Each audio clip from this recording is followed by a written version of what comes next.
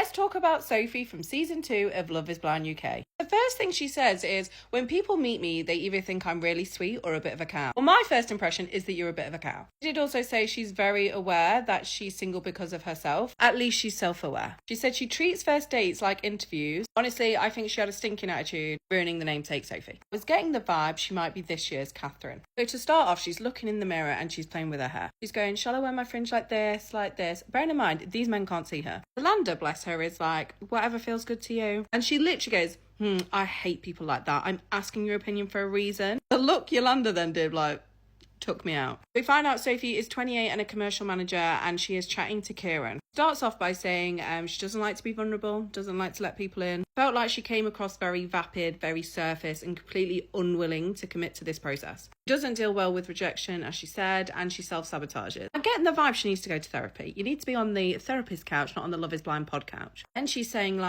I don't like to share, that's not me. I'll be so real, she could have gone on Love Island and been besties with Meg. During her chats with Kieran, he's trying to get deep and she's basically resisting it. What she really had to say was, well, if you get down on one knee, I'm sure you won't be disappointed. And he's asking her what do you want to achieve? What are your goals, etc. And the only response she can give him is that she wants specific designer bags by specific ages and that she wants to travel. I mean, fair, but there must be more to you than that, Sophie. He then opens up trying to get her to be a bit more forthcoming, is telling her how he went to Japan, it was amazing, etc. So she kept reiterating I just want to find someone, I want to be open and vulnerable with them. Then a guy who's actually interested in getting to know her on a deep level, she just backs away, tells him all she wants is designer handbags. I also feel why actually go on this show if you're not willing to put yourself out of your comfort zone? I guess, yeah, it's difficult for some people, but you should do the work, especially if you're going to go on a TV show like this. But also taking the slot away from someone who would have been open to the process. Yeah, it is interesting TV, so who am I to talk? Also, as soon as she knows Megan is on Kieran, suddenly she's willing to let her guard down. She doesn't want to lose, basically. She opens up about her situation with her mum, how she got a new partner, and they basically didn't speak for years because she felt like she chose him. We get to the point where Kieran has given Megan the gift. At this point, Sophie goes straight over to Yolanda, who I know, by the way, is done with this bullshit. And then she's like, imagine a girl screaming about your man like that. He's not your man, darling. She's like, I know he's been to Japan and they're on about a Japanese thing. He's my man and he's given her a Japanese teddy on their date. Sophie's fuming about all this, saying he's fed her bullshit to the girls. I'm sorry, what did she expect when she wouldn't fully trust the process? And she's saying she feels rejected.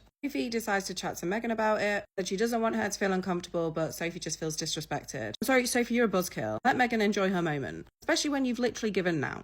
Still fuming, Sophie goes to meet Kieran in the pods. She's going off, you gave Megan a gift and that was disrespectful towards me. He's then well, this is a social experiment, I followed my strongest connection. He's then wittering on, I want someone who sees what I bring to the table. What exactly have you brought to the table? Surface conversations and zero depth. He then apologises, she gets up, says it's bullshit. And she says, I'm a prize, which I'm not going to lie, triggered me from last year's Love Island. I'm a catch, and on the outside world, you'd see that. And says she's leaving. Out the door, who does she bump into? Megan, who's then how was your date? She's like, yeah, great, I ended it. And she's back over to poor Yolanda, who, by the way, deserved more of an edit than to be Sophie's bloody sidekick.